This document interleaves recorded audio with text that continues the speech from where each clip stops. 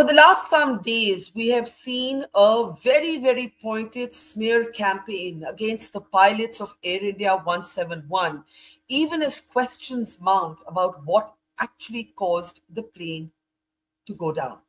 The Wall Street Journal, in fact, took the lead in blaming Captain Sumeet Sabharwal, the commander of the aircraft, for cutting fuel supply to the engines.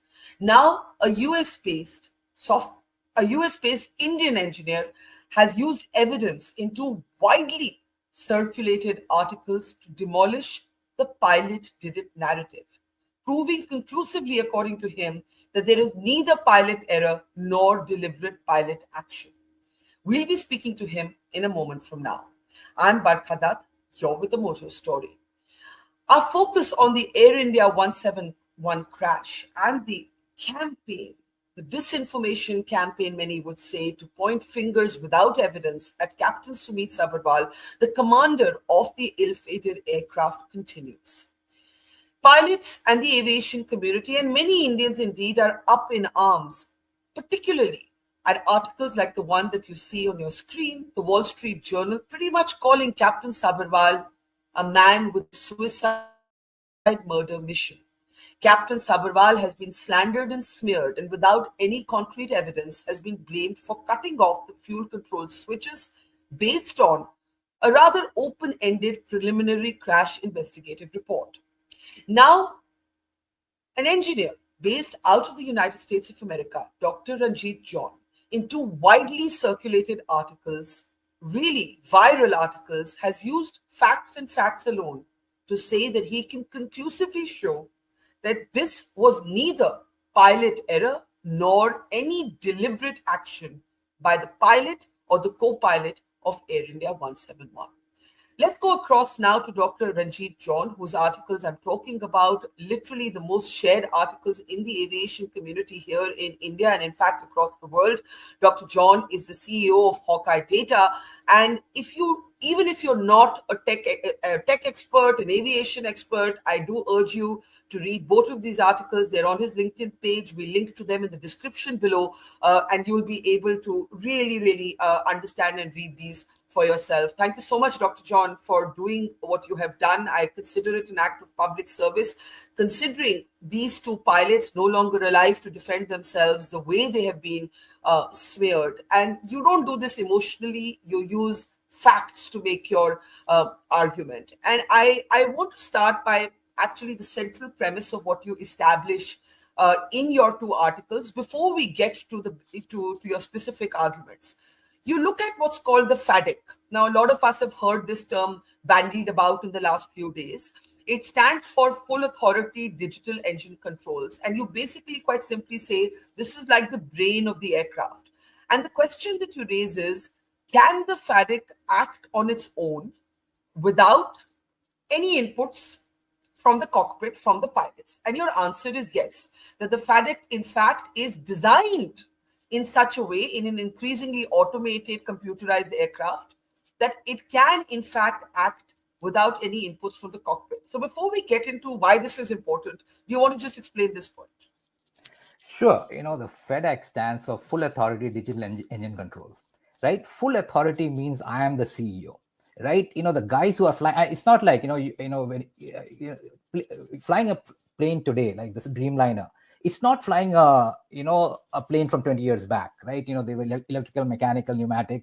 Today, it is all fly-by-wire. It's digital controls that are going to the FADEC. FADEC decides, right? Even when you're taking off, doing a takeoff, go around, you are feeding some parameters into the system, but it is FADEC which is validating it, right? So the initial theories which came where, gear wasn't up, flaps weren't set correctly kind of thing. No, these are, very well-designed planes. These simple mistakes, the job of the FADEC is to protect you from pilot errors, right? And so, really today, if you look at the pilots, it's a VP of operations, a SVP of operations sitting in the cockpit. It is a FADEC, which is a CEO, which is driving all this decisioning. And, it is called algorithmic decision making. It is it has got a whole lot of sensors, which gives it input. Even if you feed it wrong temperature values, it'll check with the sensors. It figures out, that I am going to base myself on these sensors. This this being the backdrop of what you very simply and clearly established, that this is like the CEO of the plane, this is like the brains of the plane, and it can in fact act on its own without pilot input. The second question that you then come to is, therefore, can the FADEC initiate an engine shutdown? And your answer is yes in some circumstances, and we'll come to those circumstances in just a moment.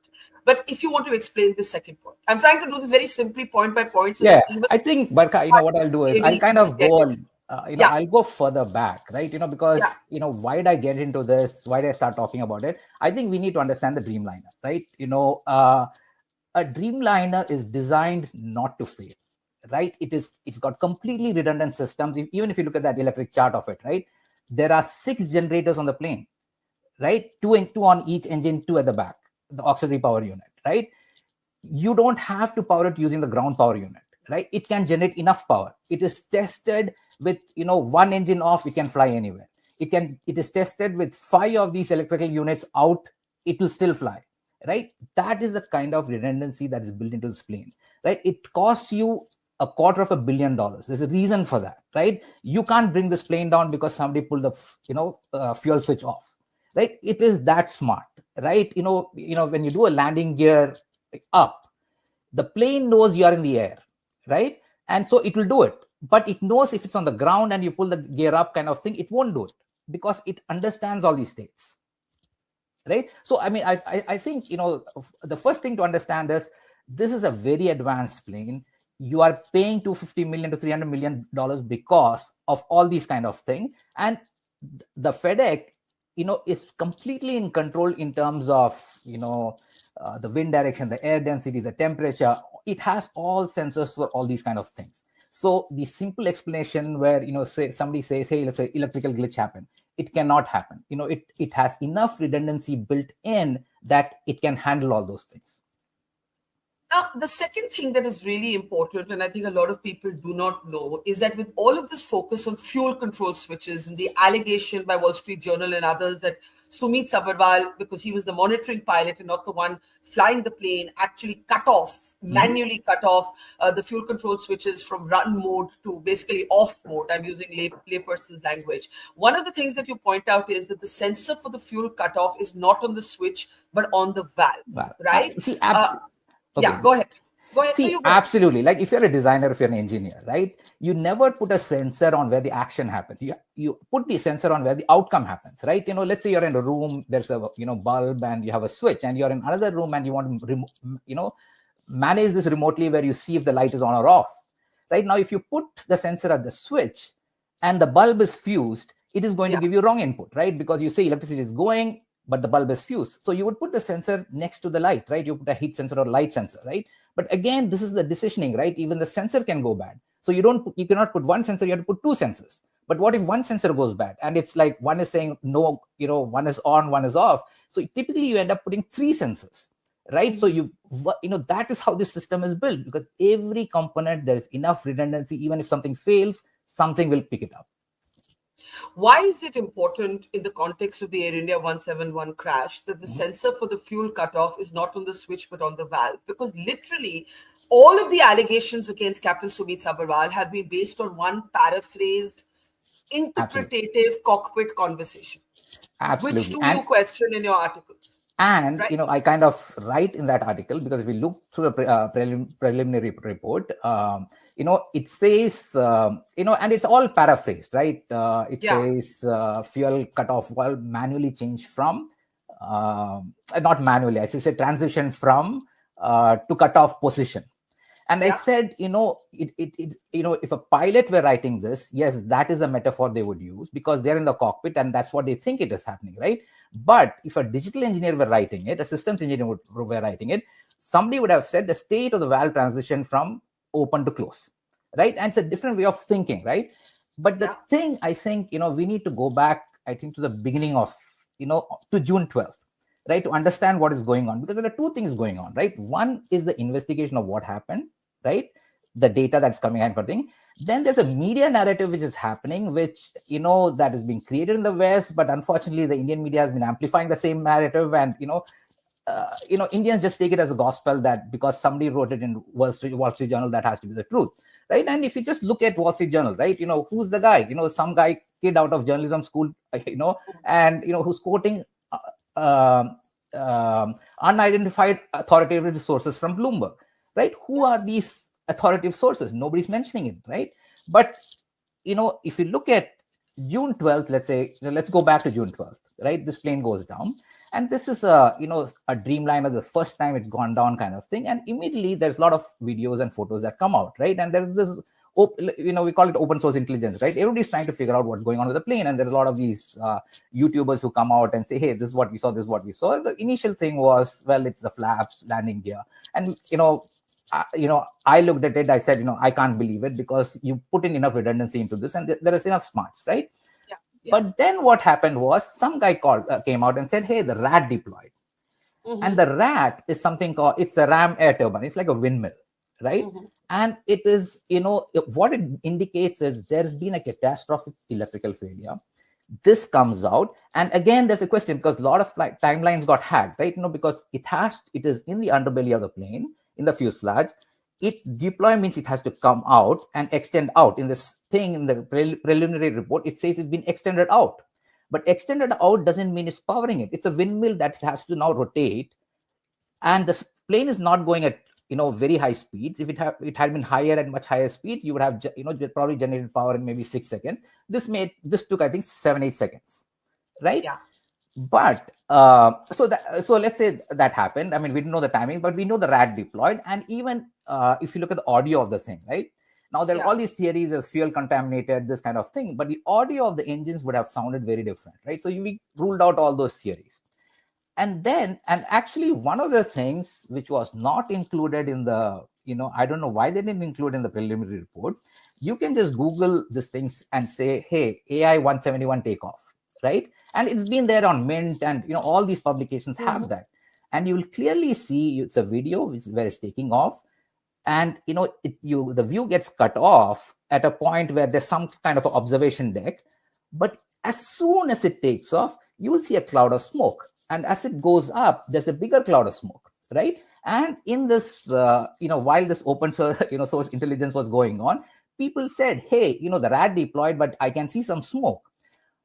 So everybody was going in that direction. Suddenly somebody started putting this thing, hey, that's not smoke, that could be sand, right? And this is not Dubai airport where there are sandstorms or anything like that, right? It took off from the runway. There's no way that could be sand. And you can check it. You just have to look at it, a good quality thing. You will see the smoke, right?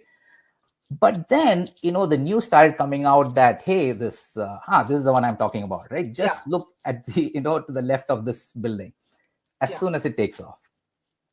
Yeah. And then there it is. Yeah. Right. So you have the smoke, right? And then the news that started coming on us, they said, hey, we found the flight recorder. But suddenly the news said, hey, we can't read any data out of it. Yeah. Right. And then, there's silence for a while. Can I hold you before you come to the flight recorder? It's very important to talk about the Rat, right? Now, if we just go back for a moment to the report's inclusion of the third CCTV image of when the Rat was deployed, if we can bring that image up. You say in your articles that basically the Rat was deployed hundreds of milliseconds before this image was taken, because for the Rat to be out, it would take 5 to 6 seconds to actually be set into motion, or no. So for it to come out, so let's say a failure happens, the Rat comes out, it takes about 800 milliseconds. I see. To get into the fully extended position. Okay, and at that time, it's not generating any power. So the windmill has come out, it is not starting to rotate, but it's not generating power. So when I say here, quoting from you, the Rat deployed hundreds of milliseconds before this image was taken. Is that correct? That's absolutely correct. Okay. Now the operative part, which is one of the key ways in which you demolish the pilot error theory. If the Rat, you say that the facts show you, the timestamps of what is available shows you that the Rat was deployed before the fuel was cut off. The Western media narrative has been the fuel switches transition from run to cut off, fuel supply stops to the engine, therefore the Rat deploys. You're saying this chronology is wrong. Absolutely. The Rat deploys before the fuel switches were cut off, pointing to the fact that there was a catastrophic failure well before any movement of the valves of the fuel Absolutely. switches. Yes? Absolutely. Right? Am I Yeah. saying it correctly? You Can are you absolutely correct. explain this? Can you please So, explain this? so what happens is, so this photo was taken, right? Yeah. Now, when you take CCTV camera photos, there are typically a timestamp on it. But the problem with the timestamp is, it has got its own clock. And a lot of times, I don't know if you have a digital clock at home, if the power goes up, it resets to 12 o'clock, right? Yeah. So you can never believe the time on that CCTV camera. So I think a lot of people complain saying, oh, AIB should have put that, the time on the, but that's a mistake. That's a wrong time, right? It doesn't hold up in code because, the CCTV clock is different from the plane's clock. The plane's clock is the one which is recording the time in the flight data recorder, right? So what you have to do is when you do this temporal, causality, you have to make sure that you are not using the clock of the CCTV camera. You have to use the reference of the plane's clock, right? So that is why what we had to do was we had to triangulate and say, what is that in the background? That's a domestic airport, right? It took me a while to figure out, it's Ahmedabad airport is like a L.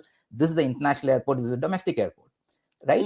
And because it is this angle, we could figure out, we saw this tower over here to the right, we could figure out exactly where that camera should have been. There's the image from your article. If absolutely. And so we marked the 39, 40, 41, 42 seconds. And 39 is as soon as it, takes off. And, looking at the camera direction towards the domestic airport, you can clearly see it is taken between the 39th and 40th second, right? So what we've done is we've transferred the clock time, the actual time, to the reference of the plane's clock. Right. And so, people blaming that AIB should have put a timestamp on it. No, that would have been a mistake, right? You should never do that because that's two different clocks, right? And even if it had a timestamp, even if it's just off a few seconds, you'll get it wrong. You're saying that just a sort of even 2 second difference, 1 second difference can make your entire difference to your understanding of what happened. Absolutely, right? Because the moment you put the timestamp in, it's a public thing, right? It's public perception more than that, right? The scientist understands. The public is not going to understand the moment you put a timestamp on it. That's right.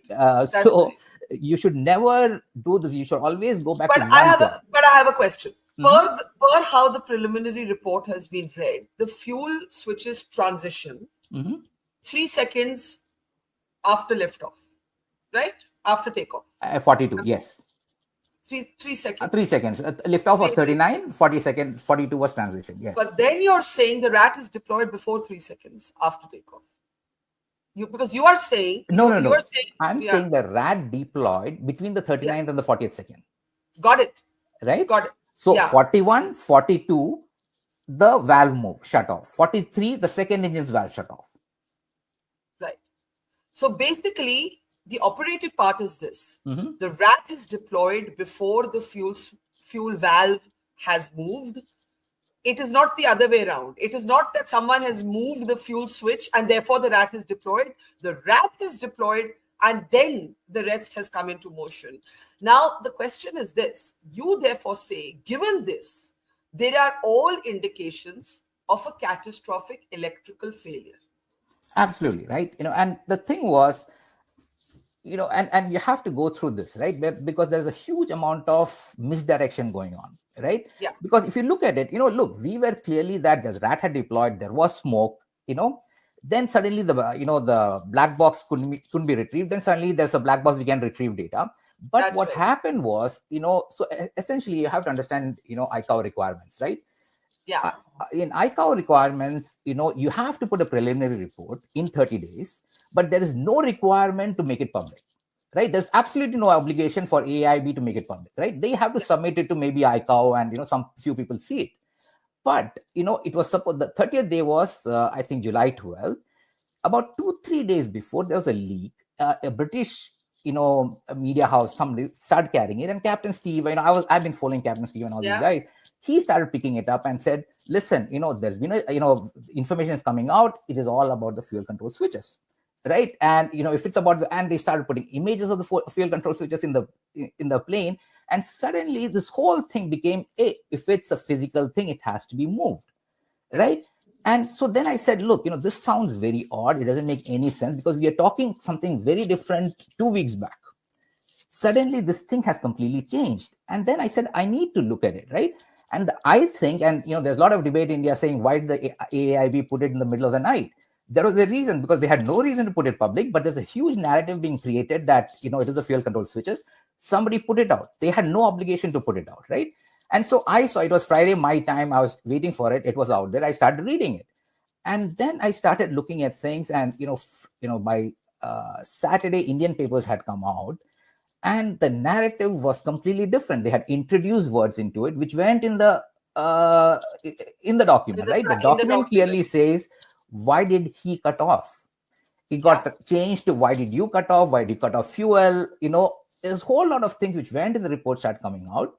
And even things like, if you look at the RAT, it just says RAT started powering at 47, started powering the hydraulics, right? Yeah.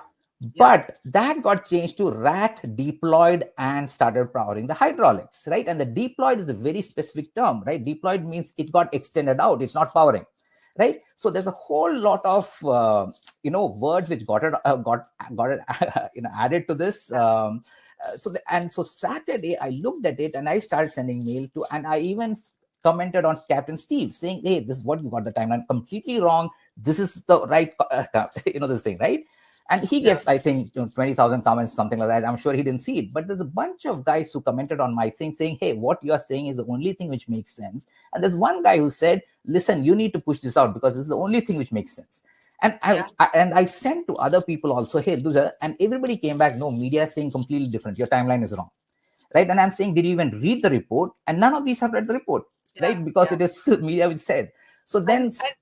And it's so unfortunate, I didn't know Captain Sumeet Sabharwal or Captain Clive Kunder, but just the idea of somebody not alive, to speak for themselves, being smeared without evidence. And, and Captain Steve, I was very enraged. I wrote a lot against him because I thought he made a little bit of a mockery. It was a little bit of a TikTok moment. But, to just come back to your articles, and I'm so glad you pushed that out. And in your 2 articles, you say that you can show for a fact that both pilots acted professionally and as trained.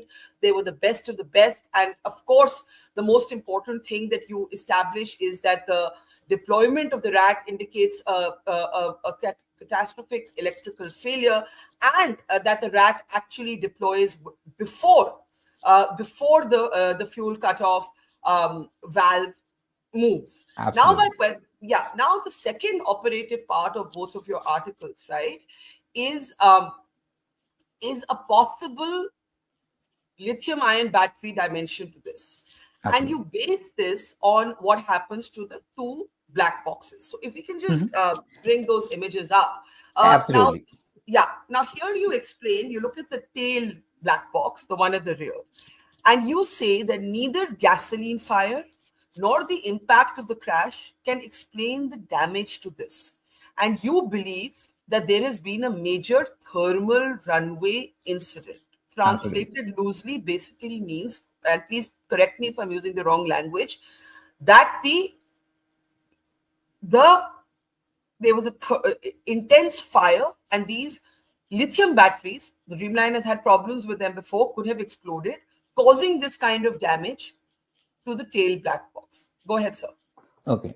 So, and on Saturday, I was just, I knew all these theories that were being provided wasn't true. I mean, it wasn't correct, right? But I didn't have, a formal proof, right? And then I came back and read it, and I saw this image. And I said, this is the only thing I need, right? And in my articles, I've shown the black boxes which have been retrieved from the Ethiopian plane crash, the 737 MAX, the Lion Air crash, right? And you have to understand these black boxes are rated for 1,000 degrees Celsius heat, right? For 30 minutes to 1 hour. It is rated for, impact of 3,400 G-forces, right? This plane was just 400 feet up, right? So there's not much impact that's going to happen, right? Damage that's going to happen, right? And if you look at the right black box, and this is the enclosure, right? This is just, jet fuel fire. It can easily handle it, right? And, and sorry, this is typically what the other retrieved black boxes from the crashes look like. Absolutely, right? And the Ethiopian crashed on the land, the Lion Air went into Java Sea, but, you should see something like that because it is built to survive, right? Now it is Correct. made of titanium, it is made of steel, it has got multiple layers of protection, and even the memory card inside has something called a crash protection module, right? Yeah, Which yeah, is so, I mean, so there is multiple layers of security on this. And this is what I was missing, right? Why did they fail to? And so I can understand exactly what happened to AIB, which is, they retrieved this first. They tried to retrieve the data, they couldn't, they were disappointed, and then suddenly, a few days later, they found the other thing. They found that they could retrieve data from there. Everybody yeah. forgot the black box, right? I Hmm. mean, the rear black box, and it got. I'm sure it was sitting in some storage or something like that. Yeah, But the yeah, question to ask is, what could have caused this damage? Because this is, steel got, it's not even melted, it got vaporized, right? yeah, Titanium got vaporized, and that's why I went yeah. through that thing. What are the vaporized, and I grew up in Bokaro Steel City, right? We have a steel plant there, and I grew up steel, seeing liquid steel, right? Yeah, That is yeah, 1500 degrees, right? But to vaporize it, you have to get to at least 2500 degrees Celsius, right? And the yeah, only heat that can generate that kind of heat is a lithium ion battery, right? And because one thing falls, and there's a lot of things which have gone wrong, right? The temperature of Ahmedabad was high, but if you look at them, the key thing, I mean, if you want to go to the root cause, but we can go to that later. But if you look at yeah. this, you know you know this is the smoking gun, right? And what I call the fuel switches, that is the, the red herring. Right. So you believe, and please could you talk a little bit about the history of the lithium batteries when it comes to the Dreamliner? So, if you look at it, the Dreamliner was the first thing to install the lithium battery, right? Yeah, yeah, Earlier it was, I mean, you had nickel cadmium and other things, but the problem with the nickel cadmium also all heavier, right? And so when you build these things on planes, you want to get lighter elements, right? And so you can get more energy, faster charging kind of thing, and in a smaller, container, right? yeah, And yeah, it's lighter, right? And it's got all these advantages, right? yeah, But, and it's like, it takes years to get, I mean, it's all chemistry, right? The stability depends on heat, a whole lot of things. And if you've seen the thing is, most in India, I think Tesla is just coming in kind of thing. But I live in an area where there's a lot of Teslas, right? yeah, And yeah, if you've seen a Tesla in a thermal runway crash, you know it is not like a gasoline, what and ends up, you will just see about half a car left, right? And it's the same thing whether it's VinFast or any of these EVs, right? yeah, But the difference is over time. And if you look at the Dreamliner, and we don't need to get into this, but what happened was Boeing changed a whole lot of their supply chain providers, right? And this battery comes from a company called Yuasa in Japan. They went through whole things, and they came and modeled this thing, and they said, one failure in maybe 10 million flight hours, something like that. But after all their tests, I think within 200 hours, I think it was a Japan Airlines which saw smoke in the thing, and yeah, another yeah, maybe 2000 hours later kind of thing was another ANA flight, I think. And yeah, then they had to ground the Dreamliners, right? And they did a whole lot of testing on it, and it became a congressional hearing, all these kind of thing. And if you look, I put two references on that, and one is a very good article which talks about this whole thing, written by an engineer. And it talks about this lady called Deborah Hertzman. She was the NTSB chairwoman, one of the top persons in this field. And she clearly outlined saying, look, listen, you have to avoid this, yeah, thermal runaway in the design itself. So you can't put a thing where, that it could cause thermal runaways, right? They did, the Boeing said, look, we have done 200,000 hours of engineering research on it, and then we can't figure out how it happens, right? So what they did is they made better venting, stronger, containers and all that kind of thing. And the FAA kind of green lighted it. So there yeah. were some shortcuts taken, but it remained on that. And the thing is that when the thermal runaway happens, neither the container nor it is the heat that is generated is too much, Hmm. right? And the only way you can explain the rear black box in that shape is because a thermal runaway happened. So you actually then say, given these two, three different facts that you connect, you believe that the focus of investigators should be on the APU, the auxiliary power unit, and the lithium ion batteries. Absolutely, right? So the thing is, you have to put in two more data points, right? Yeah, Now, if you look at the preliminary report, the engines were shut off, but it was also restarted. right? And when Yes. it got restarted, engine 1 restarted, engine 2 did not. It kept sputtering, right? And so what happens when you have a car and you keep stuttering, right? Your 12 volt battery is below Yeah. voltage. What it Yeah. means is the generator 2 on the auxiliary power unit had got damaged, so the engine 2 didn't light up, Hmm. right?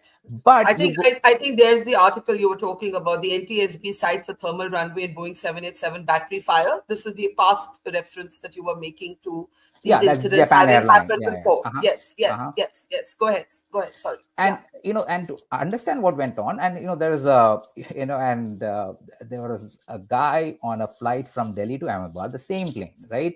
um, who put out a video saying, look, it was really hot inside the cabin, I've never been in something like this, kind of thing. And what does that mean? It means one of the APUs is down, because the APU is powering uh, the AC in the cabin, right?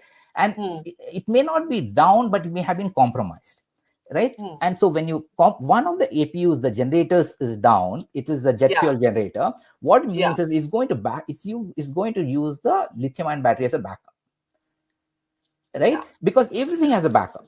And Yeah. then if the lithium-ion battery, and it's a combination of factors, it was hot, in Ahmedabad, this had APU2 had compromised the generator on APU, and this lithium battery is being pulled at the power is being sucked out at a rate where it's not should have been, right? It Mhm. was not designed for a water kind of thing, right? And Yeah. it was a thermal runaway. And to look at the whole thing, right? Okay, so let's say a thermal runaway happens, but that is not what brought down the plane, right? Because you have Hmm. the whole thing, and the black box clearly says there was a thermal event that happened, and the smoke, Hmm. everything points to that, right? But the question is, why did the engine shut off, right? Because engines are powered, right? So Yeah. when engines are moving, it is generating power, right? So let me come to what you say about this, and then you can Mhm. explain it. So now you say, and please again correct me because I'm like a student here. Mhm. Basically, we believe that there is the generator of the APU may have been compromised. There is some sort of eruption, explosion of the lithium-ion batteries. There is a electrical failure. The Rad deploys. Now you come back to the FADEC where we started, and the Absolutely. FADEC, you say, in the absence of getting engine health data, could have initiated a shutdown because See, that's what it's absolutely, built right? to do. So Yeah, when you say, look, you do the ICAO things, right? And ICAO says, yeah, look, let's have a disaster, but let's not never have that similar kind of disaster ever again, right? yeah, What does that yeah, mean, right? So let's say a plane goes down. Let's say the Lion Air went down. People ignored it. People said, hey, it's pilot fault. Then the Ethiopian went down, right? yeah, yeah, And the Ethiopian stood up and said, no, yeah, we don't want to blame our pilots. We think there's something else. It was a new plane, right? yeah. And so the report went to ICAO, and it got fixed. It was a simple programming error that was built into the MCAS, 737 Max, the MCAS. exactly, Yeah, the yeah. MCAS, right? Now, so any kind of error that happens, and that's why I described the software process, right? The use case comes in, right? And so I go back to the British Midlands crash, where a pilot mistakenly shuts off the wrong engine. So one engine was damaged. In his panic, he shut off the good engine, and the plane crashed, right? Yeah. So what happens is, when this happens, and you have this FADEC, and it knows, and it can respond faster than the pilot, right? So you put in code saying, listen, if I have an engine that's gone down, then I can shut the right engine down. I don't have to wait for pilot input. So this code goes in, right? And it works. Many cases where a pilot thing, it automatically shuts it off, kind of thing, and it balances with everything's great, right? And even when the German wings, right? And the thing, if you come back to the murder suicide kind of thing, and the two planes have gone down like that. The Malaysian 370, where a Yeah. guy practiced and took it out, and there was no survivors in that, and the German wings, right, which crashed in the Alps, where the pilot waited for the pilot to go out, and the co-pilot just shut the cabin door and crashed it, right? And the thing to remember is, in all those cases, there's absolutely no survivors, right? Whereas here, what There you is have to one remember is survivor. there is a survivor, and that is what you have to give credit to these pilots, right? The pilots did their best, even when they had nothing going on, where they had no input in the cockpit. They did their best at the time, and one guy got saved, right? But Yeah. so essentially, what happens, even when German wings went down, right? The same thing, right? You have a flight plan. FADEC knows you're completely off the flight plan, right? At that point, it can prompt and say, look, I'm not going to do this till both the pilot and the co-pilot, both authorize me to do this, right? You can put in these checks and these checks get put in, but this is a closed system. Nobody knows about it, right? And that is the problem, right? And this, which we call algorithmic decision making, right? And that is the word we need to start using, where there are a lot of things which are happening in the software that pilots don't know. And it's the same thing if you look at a Tesla is like a computer on wheels, right? Now so right now what is going on in India is like a Tesla is coming, Tesla crashes, and you bring in a guy who's driven 100,000 miles on a Maruti Swift, right? And that is the problem. The Maruti Swift guy cannot reason the behavior of a Tesla, right? So the only thing left in this chronology that you have reconstructed is the cockpit conversation, which you believe has been paraphrased in media, where the third person has been changed to, in a sense, the first person, right? Why did he cut off is how the preliminary report. No, it was said. He said, why did he cut off? Even I would have said, right? Because the engine cut off. He had no idea what happened. I would respond, say, why did he cut off, right? That's a natural way for me to say. But I think what happened was when they took this thing, they thought they would have all the clues in the voice cockpit recorder, and the intent was never to make this public. The 30-day was just to give it kind of thing. Somebody did hastily, and it's not a great job, right? Because you'll use abbreviations, acronyms, kind of thing. You give me an index, right? Don't expect me to Google and try to figure out what all these things mean. But so it was hurriedly done. There was no intent to make it public, but because there was a leak and there were narratives being set up, they put it out. Can I, in the end, just recap how you explain this to us? You basically start by looking at the chronology to say that the RAT is deployed before the fuel valves. Before the fuel control switches move. Which means the very chronology being picked up by Western media is wrong, which says that first it's the fuel control switches that are moved and then the RAT deploys. You say this is the other way around. Right? No, even you take that argument, right? You shut all the fuel switch off and you're saying the RAT will deploy. I mean, has Boeing said that will happen, right? Because the fuel switch off is always moved to cut off on land, right? You don't see a RAT deploying, right? Correct. So you can't presume this thing will happen, right? You have to give me evidence to say that. That's right. And the second point that you make is that the nature of the damage to the tail black box, the DFDR, indicates that this is not gasoline or, from the impact, because you can see the DFDRs from other crashes. And this indicates an intense fire, which you suspect is a thermal runway incident, which is basically internal, which is the lithium-ion batteries and not an external fire. Absolutely. All of this means that the FADEC could have stopped receiving data on the engine health, and the FADEC itself could have shut down the engines, and the pilots then work and scramble to retrieve and relight these engines. And we know from the report that one, in fact, relights. No. Let me make it very clear, right? So when the engines are moving, it is generating power. Yes. So the cockpit is prioritized, right? The cockpit, they have no idea what is going on.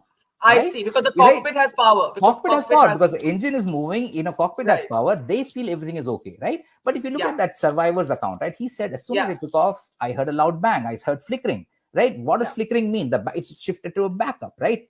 So, but then what happens is, there's an electrical failure, RAD drops, right? It takes 6-7 seconds to retrieve power on those circuits, right? The cockpit has power, right? Yeah. But in that 6-7 seconds, the FADEC is not getting engine health data, right?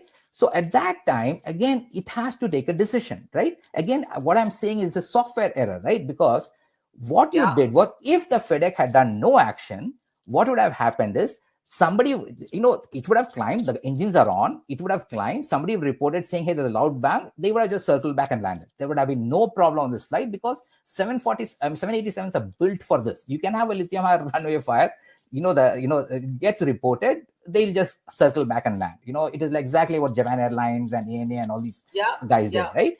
Here, what happened is it took an algorithmic, what they call an uncommanded, which the Ethiopian guys call an uncommanded action, right?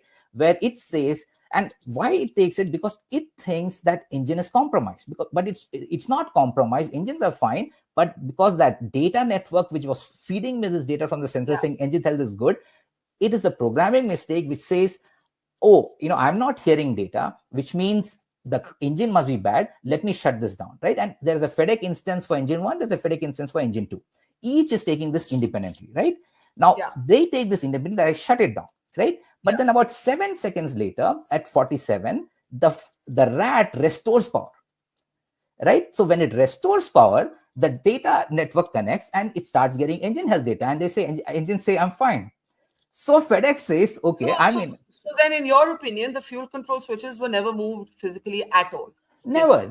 That's why I said you have to talk about the valve, because sensors, if you are a Boeing engineer, and they are very good Boeing engineers, if you're designing these systems and you're charging me 250 million for a plane, you will never put it on the switch. You will put, and the reason things have changed is because FADEC also can do everything that a pilot can do. Right? In fact, the FADEC can do more in terms of, because any input that you go through a FADEC, the FADEC first validates it. So it will not let you make simple mistakes at all. Yeah, this is very, very clear and very easy to understand. And like I said, it's an act of public service, I believe, at this time, Dr. John. I want to, in the end, just look a little bit about, what you urge the investigators to do. You say borrow something from how the Ethiopian regulators responded. No, that was more of, an emotional feeling. Not even an emotional thing. Look, India, between Air India and Indigo, is buying hundreds of planes. Right? Yes. You have the cards, right? The cards are with you. It is not with Boeing or it's not with Airbus. Right? That is number one thing that you have to understand.